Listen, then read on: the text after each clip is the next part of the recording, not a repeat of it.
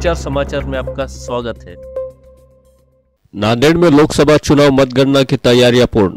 4 जून की सुबह 8 बजे शुरू होगी मतगणना। नांदेड़ लोकसभा सीट पर कांटे की टक्कर होने की संभावना।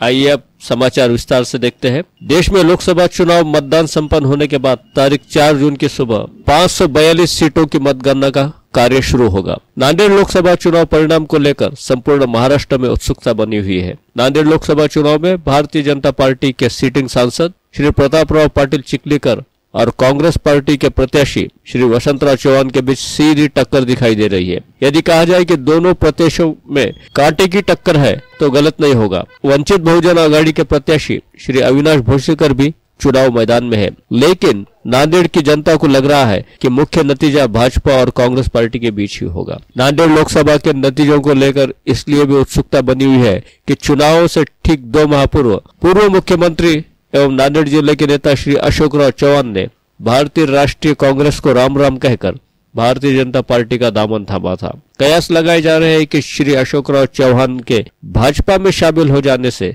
भाजपा के मत प्रतिशत में भी बड़ी वृद्धि हो जाएगी। लेकिन लोकसभा चुनाव के चलते नांदेड़ लोकसभा की परिस्थितियां उस समय रोचक मोड़ पर पहुंच गई थी जब मुस्लिम समाज और पिछड़ा वर्ग अशोकराव चौहान के साथ न जाकर वो कांग्रेस पार्टी यानी महाविकास आघाड़ी के साथ खड़ा हो गया। अशोकराव चौहान के भाजपा में शामिल होने के बाद जिले का उनका पारंपरिक वोट बैंक भी बिखरा सा लगा। ये कहा जाए तो अतिशयोक्ति नहीं होगी। नांदेड़ लोकसभा के नतीजे यदि भाजपा के खिलाफ जाते हैं तो उसका प्रभाव श्री अशोकराव चौहान की साख पर भी जरूर पड़ सकता है। दूसरी ओर प्रदेश के राजनीतिक समीक्षकों की निगाहें प्रतापराव पाटिल चिखलीकर पर लगी हुई है। प्रदेश में उत्कंठा छाई हुई है कि क्या प्रतापराव पाटिल चिखलीकर दूसरी बार सांसद निर्वाचित होंगे, क्योंकि इस बार भारतीय जनता पार्टी के लिए महाराष्ट्र में चुनाव दौरान मराठा आरक्षण का विषय पेचीदा पड़ गया था। उधर कांग्रेस प्रत्याशी वसंतराव चौहान ने दावा किया है कि उनकी जीत निश्चित है। वसंतराव चौहान के अनुसार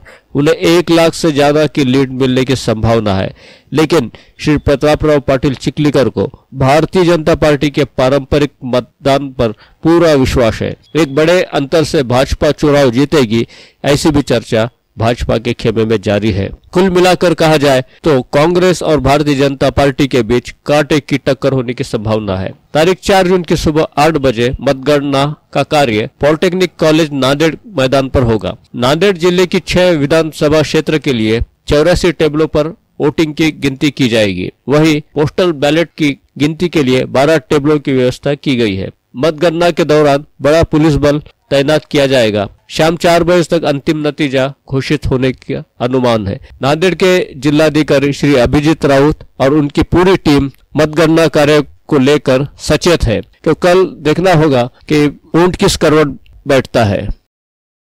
16 नांदेड लोकसभेसाठीचं मतदान जे 26 एप्रिल रोजी झालं होतं त्याची मतमोजणी ही आपल्याकडे उद्या दिनांक 4 जून रोजी होणार आहे। त्यासाठी सकाळी 8 वाजता या प्रक्रियेला सुरुवात होईल।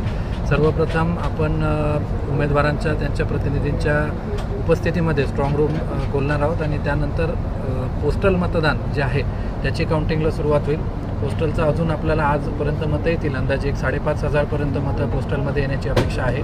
त्याचं काउंटिंग सुरू झाल्यावरती साधारण 8:30च्या दरम्यान आपलं मुख्य जे EVMचं काउंटिंग आहे ते सुरू होईल।